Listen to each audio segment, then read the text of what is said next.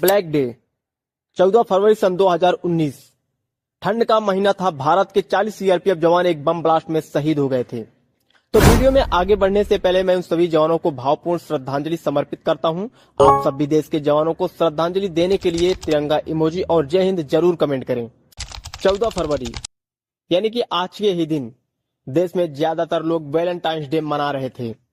वहीं जम्मू कश्मीर के पुलवामा जिले में एक बस में जा रहे सीआरपीएफ जवानों के काफिले पर एक कार से टक्कर मारकर आतंकी बम ब्लास्ट किया जाता है।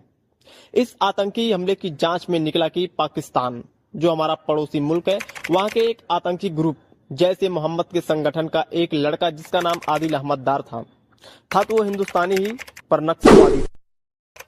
आदिल अहमद दार ने विस्फोटक सामग्री से लदे वाहन को सीआरपीएफ जवानों की बस से टक्कर मार देता है। इस टक्कर के बाद एक जोरदार धमाका हुआ जिससे बस में जा रहे जवानों के शरीर छत बिछत होकर जमीन पर खून से लथपथ बिखरे पड़े थे। इस अटैक में कुल 40 जवान शहीद हुए थे और बहुत सारे जवान पूर्ण रूप से घायल हो चुके थे।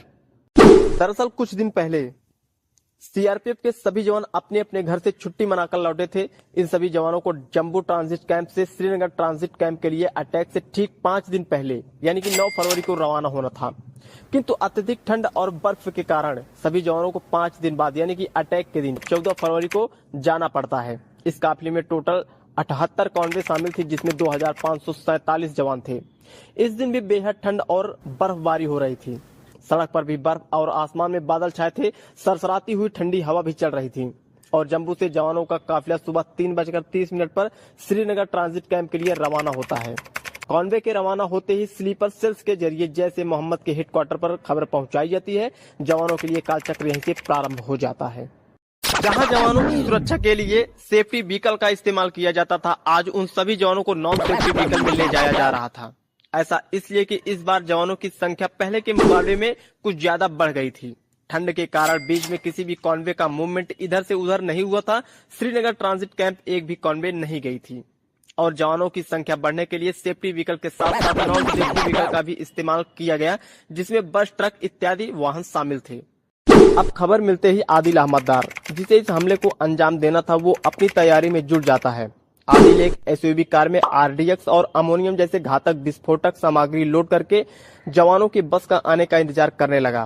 सीआरपीएफ के जवानों को जम्मू से श्रीनगर के लिए कांजीकुंड के रास्ते से होकर गुजरना था। कांजीकुंड के बाद के इलाके टेररिस्ट जोन में आते हैं, जहां पर जवानों के लिए अत्यधिक खतरा हो सकता था, जिससे जवानों की सुरक्षा को लेकर सड़क पर भी सैनिक तैनात किए गए थे। जवानों का काफिला जम्मू श्रीनगर नेशनल हाईवे से होकर जा रहा था। कॉन्वे को जम्मू ट्रांजिट कैंप से श्रीनगर ट्रांजिट कैंप जाना था।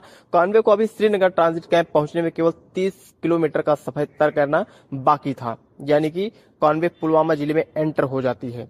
कॉन्वे के एंटर होती ही जैश ए मोहम्मद के हेड मसूद अजहर ने आदिल को खबर करते हैं और आदिल आतंकी हमले को अंजाम देने के लिए निकल पड़ता है। आदिल कॉन्वे के 5वीं नंबर की बस से यानी कि अपनी कार को सीधे ले जाकर ठोक देता है और एक रिमोट कंट्रोल सिस्टम से आरडीएक्स एक्सप्लोजिव को ब्लास्ट कर देता है।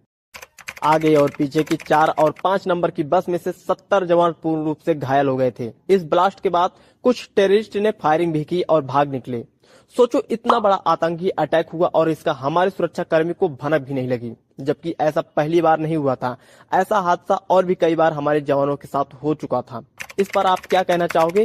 कमेंट बॉक्स में कमेंट करो और हमारे इस वीडियो को लाइक, शेयर और चैनल को सब्सक्राइब जरूर करो। हम मिलते हैं अगली वीडियो में।